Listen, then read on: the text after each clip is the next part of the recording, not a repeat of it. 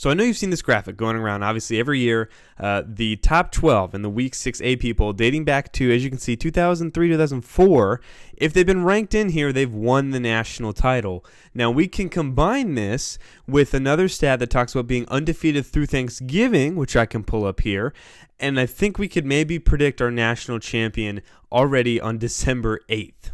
I will say, I do think we might get to a point where this stat does not become true because of how many big non-conference games we're playing in the beginning of the year.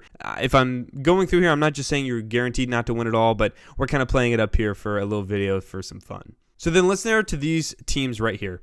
Going into the tournament, only one team has ever won the title with a defense lower than 29th in terms of where they're ranked. So while it can improve, obviously, but for the sake of the video, I'm going to go on ahead and I'm going to cut Louisville and Purdue from this list.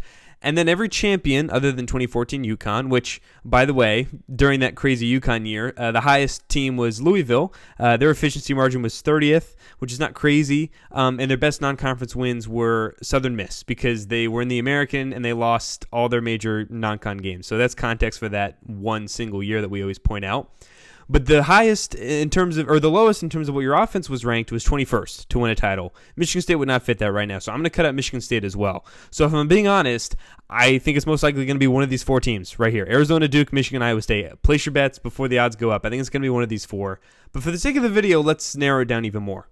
KenPom has this average experience stat. Basically just how old the team is, how experienced it is. The lowest that's ever won a title has been .07 is the number. Duke's right now is .85. Not to mention that they have the lowest continuity percentage to win it all, if they were to win it all, at 24.5%, I believe. And in the last 15 years, the only starting guard duo that would have a lower points per game than Duke's current starting guard duo right now is 2017 UNC.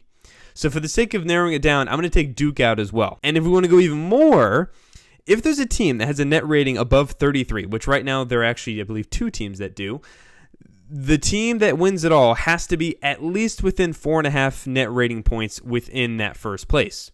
Right now, in no sites, actually, Arizona is not in that threshold, and it does take into account strength of schedule. So I'm going to honestly remove Arizona as well. Not to mention that every champion except one has been at least top 6 on one side of the ball. Right now, Arizona's top 10 in both, but not top 6 in one. So I'll remove Arizona too.